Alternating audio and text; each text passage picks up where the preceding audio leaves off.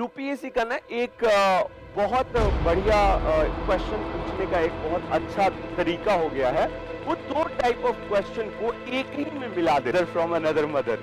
नहीं, you are getting my point और not? So basics आपको एकदम क्लियर होना चाहिए। मैं अगर पॉजिटिव लिख रहा हूं तो इसमें टोटल मान लो 6, 8, 10 पॉइंट्स अगर हैं तो 3-3 हमें उठाना है, 3 क्रॉस में उठाना है, 3 कॉन्स में उठाना है। यस और नो? अब फेलियर में आना है तो कहीं पे कुछ भी डाल दो, कट मोशन नहीं लाते ये लोग। आता है क्या? कट मोशन दिया हुआ है, 3 तरह का कट मोशन है, आया ही नहीं है, आता ही नहीं है। कमिटी सिस्टम्स के बारे में जो डायरेक्ट दिया हुआ है, सिंपल। अब आप लोगों ने फाइनेंशियल, आपने क्या बोला था? इंस्टीट्यूशनलाइजेशन ऑफ पार्लियामेंट किसने बोला था? इंस्टीट्यूशनल। जिन्होंने भी बोला वो अब उस हिसाब से जाएंगे ना, उनके जो भी डायमेंशंस बनेंगे वो तो उस हिसाब से बनेंगे। कहां पे? Institutionalisation of parliament. या जो लोग फाइनेंशियल कमिटीज को पकड़ेंगे वो फाइनेंशियल कमिटीज के हिसाब से अपने स्कोप को, डायमेंशंस को खोलेंगे। मैं वो सारे एग्जाम्पल करके दिखाऊंगा। अब मेरे हिसाब से यहां पे आपसे क्वेश्चन पूछा गया है, सिंपल है, पार्लियामेंट्री कमिटी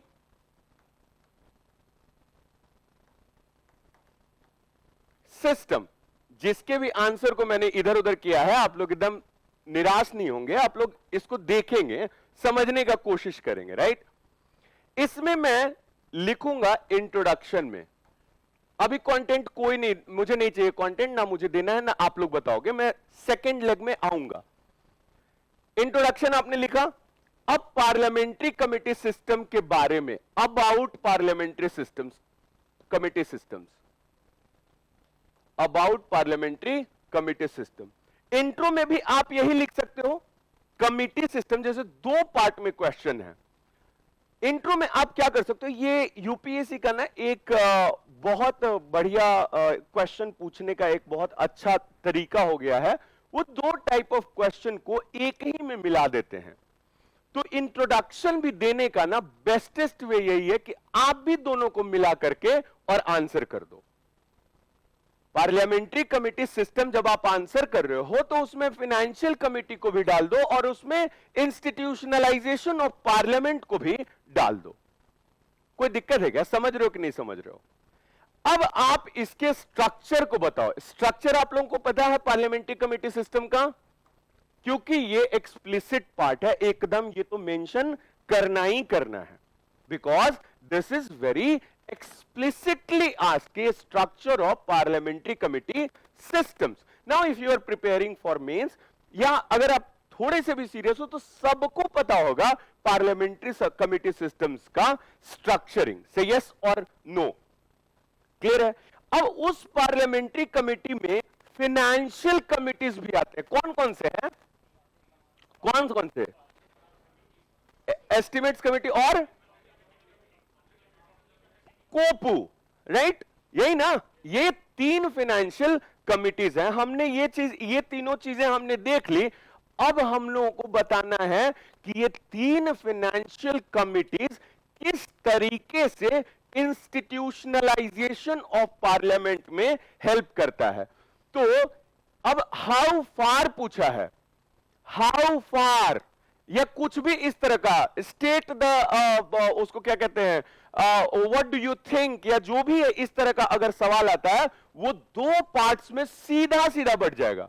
हाउ फार पूछा तो इसका सक्सेस और इसका फेलियर आपको दोनों बताना है, इसका एफिशिएंसी और इसका इनएफिशिएंसी दोनों बताना है। ठीक है? अब हम बताएंगे कि क्या बोला है? It has institutionalised, 1, it has institutionalised, and 2, second, it has not, या कोई इसका वीकनेस हम बता देंगे, इट हैज नॉट, राइट? और उसके बाद चूंकि हम वीकनेस भी बता रहे हैं, स्ट्रेंथ भी बता रहे हैं, कुछ स्टेप्स टेकन भी बता देंगे कि क्या क्या हमने स्टेप्स लिए हैं उसको वो करने के लिए। ये इंप्लिसिट पार्ट पे आ गया, स्टेप्स टेकन पूछा नहीं है। और उसके बाद कुछ हम चूंकि नेगेटिव भी बताया है हमने, तो एक रिकमेंडेशन देते हुए हम स्टेटमेंट को क्लोज भी करेंगे। ये मेरा ये मेरा डायमेंशंस है। अब आप लोग को एक जगह पे डिफिकल्टी आएगी, बोलो कहां पे? निखिल, इसमें ये लिख दोगे, ये लिख दोगे, ये लिख दोगे, यहां पे आओगे ना तो आपको लगेगा ये इंस्टीट्यूशनलाइजेशन ऑफ पार्लियामेंट क्या है। आओगे ना, इंस्टीट्यूशनलाइजेशन ऑफ पार्लियामेंट भाई है क्या, इसी में गड़बड़ होगा ना। बाकी तो कोई ऐसा चीज इस क्वेश्चन में नहीं है जो आपको नहीं आता हो, और मैं उसी के लिए हूं यहां पे, मैं उसी के लिए हूं। अब आप क्या करोगे, इंस्टीट्यूशनलाइजेशन ऑफ पार्लियामेंट इन्होंने सवाल पूछा है, तो अब हमें ये इस चीज से किसी को कोई तकलीफ, मैं बाकी लोगों ने जो बोला है मैं उस पे भी आऊंगा, उसके हिसाब से भी मैं डायमेंशंस बनाऊंगा, फिर हम लोग देखेंगे आंसर में अपने अपने डिफरेंस। यस,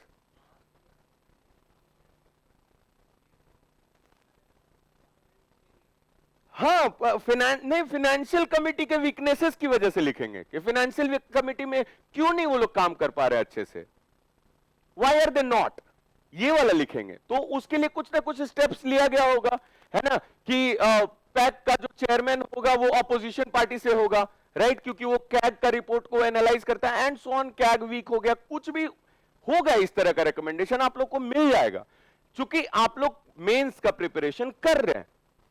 अब जब मैं आऊंगा इंस्टीट्यूशनलाइजेशन ऑफ पार्लियामेंट, तो यहां पे आप लोगों को कंफ्यूज बिल्कुल नहीं होना है, रामबाण अब दे रहा हूं आप लोगों को।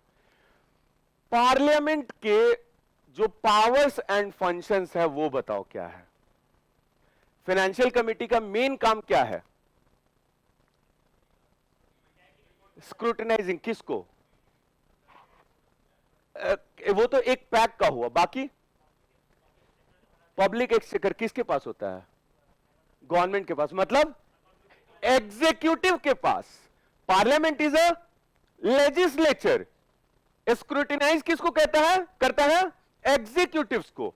अब एग्जीक्यूटिव से रिलेटेड आप चीजों को बताओ, जो भी है, जो भी चीजें एग्जीक्यूटिव से रिलेटेड पार्लियामेंट करता है उन चीजों को बताओ, और उन चीजों को किस तरह से ये इंस्टीट्यूशनलाइज कर रहा है, किस चीज से उसको सीमेंट कर रहा है, स्ट्रेंथन कर रहा है, और किस तरह से उन चीजों को वीकन कर रहा है। You are all getting my point और नॉट? एम आई क्लियर और नॉट? बताओ अब इसको सब लोग, एवरीवन, जो भी आंसर आप लोग को पता है इनसे। पार्लियामेंट का आप लोग को बताना फंक्शन विज अवी एग्जीक्यूटिव्स, अगर है तो। कलेक्टिव रिस्पॉन्सिबिलिटी, करेक्ट, और annual financial statement, and no taxation without representation. हाँ, अकाउंटेबिलिटी कर देते हैं, अकाउंटेबिलिटी, और एप्रोप्रिएशन बिल, एंड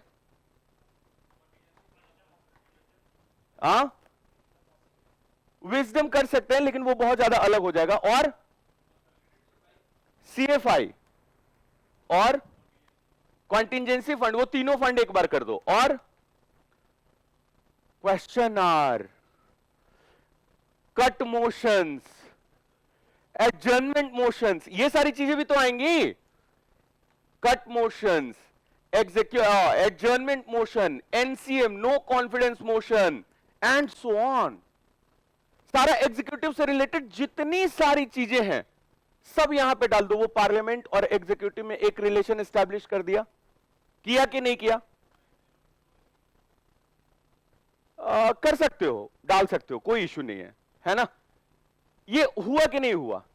अब हम लोग ना इसमें से एक एक दो दो, मतलब यहां पे मान लो मैं आया, तो यहां पे अब ये इतने सारे मैंने डायमेंशंस कर दिए, 15 मार्कर है, मतलब कितने पॉइंट्स लिखने होंगे? सब लोग बताओ, टोटल कितने पॉइंट्स? 250 वर्ड्स। पॉइंट्स कितने होंगे आप लोगों के? 20, 15, 20, 16 to 20, है ना?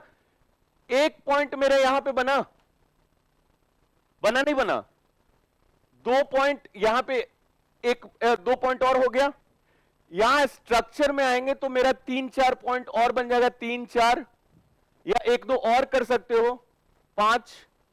अब ये स्ट्रक्चर में क्योंकि ये एक्सप्लिसिटली पूछा, एक पूरा पार्ट ही इसी के ऊपर है, तो इसमें एक और अगर दे दोगे तो मुझे कोई तकलीफ नहीं होगी, लेकिन मैं 5 पे रोक दे रहा हूं।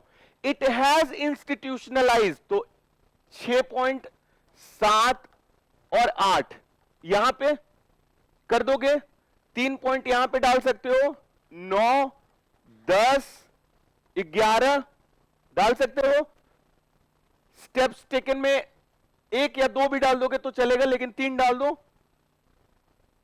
12, 13, 14, और ये रिकमेंडेशन में आप डाल दो 15 और 16। अगर कहीं बढ़ाना है तो इधर बढ़ा लो, इधर बढ़ा लो, कहीं पे बढ़ा लो, बोलो हां कि ना। अब इंस्टीट्यूशनलाइजेशन ऑफ पार्लियामेंट में पार्लियामेंट के हमने फीचर्स इतने सारे डाले। अब पैक का क्या काम है, कोपू का क्या काम है, और एस्टिमेट्स कमेटी का क्या काम है। कौन कौन पॉलिसी एडवाइस दे सकता है, आप लोग को आइडिया है कौन सी कमेटी पॉलिसी एडवाइस दे सकती है, कौन सी नहीं दे सकती है? लिखा हुआ है, एकदम स्टैंडर्ड बुक में लिखा हुआ है, ठीक है, कि ये पॉलिसी एडवाइस दे सकते हैं बजट को एनालाइज करके, ये नहीं दे सकते पॉलिसी एडवाइस, ये सिर्फ ऐसे ही हैं। ये आप लोग को याद नहीं है। Estimate committee, that's a right answer, it's estimates committee जो कि पॉलिसी एडवाइस दे सकती है। वो बेसिक्स पे ही ये दोनों खेलते हैं, भाई हैं दोनों ब्रदर फ्रॉम अनदर मदर। नहीं, you are getting my point और नॉट? सो बेसिक्स आपको एकदम क्लियर होना चाहिए। अब इसमें से बजट आ रहा है तो उसके बारे में डाल दो कि किस तरह से पॉलिसी कमेटी, जो फाइनेंशियल कमेटी है, वो बजट को लाइन एंड लेंथ पे रखने में हेल्प आउट करती है। मैं अगर पॉजिटिव लिख रहा हूं तो इसमें टोटल मान लो 6, 8, 10 पॉइंट्स अगर हैं तो 3-3 हमें उठाना है, 3 प्रॉस में उठाना है, 3 कॉन्स में उठाना है। बात आ रही है, समझ में नहीं आ रही है? अब 3 पॉइंट हमने मान लो एएफएस और ये अकाउंटेबिलिटी और ये एप्रोप्रिएशन, ये 3 पॉइंट अगर हमें प्रॉस में डालना है, डाल सकते हैं कि नहीं डाल सकते? कि yes it has institutionalise in presenting a good budget, accountable hold करती है एग्जीक्यूटिव्स को in so far as finances of the public exchequer is concerned. उसके बाद appropriation of money from consolidated fund of India has been taken care of by these committees or is scrutinized by these committees. Say yes or no. अब failure में आना है तो कहीं पे कुछ भी डाल दो, कट मोशन नहीं लाते हैं ये लोग। आता है क्या? कट मोशन दिया हुआ है, 3 तरह का कट मोशन है, आया ही नहीं है, आता ही नहीं है। तो कट मोशंस नहीं आ रहे हैं, या इधर आ जाओ, ये कलेक्टिव रिस्पॉन्सिबिलिटी फाइनेंशियल कमिटी नहीं इंश्योर कर पाई है, कमिटी उसको क्या कहते हैं, collective responsibility of the executives when they are made for this purpose, है ना। और उसके बाद कोई एक और उठा लो, ये तीनों नो कॉन्फिडेंस मोशन। अभी तक पब्लिक मतलब फाइनेंशियल कमिटी के रिपोर्ट के बेसिस पे नो कॉन्फिडेंस मोशन अभी तक नहीं आया है। पोस्टमार्टम एक्सरसाइज एकदम आराम से लिख सकते हो, 1 साल का होता है, नॉन बाइंडिंग है। आ गया कि नहीं आ गया? अब बताओ, ये मेरा आंसर होगा, ये जो चीजें बताई ना, ये मेरा आंसर होगा। अब मैं आप लोगों के बेसिस पे चलूं एक बार, चलो चलते हैं। ये मेरा एक्सरसाइज है, माइंड यू। अगला वाला मैं आप लोगों के अब फ्लो ऑफ आंसर को दिखाता हूं। फॉर एन एग्जाम्पल, बहुत लोगों ने, 2-4 लोगों का तो मेरे को सुनाई दिया, इंस्टीट्यूशनलाइजेशन ऑफ पार्लियामेंट। हाँ भाई, डायमेंशन बताओ। कोर इशू आप लोगों के हिसाब से ये था, चलो डायमेंशंस खोलो।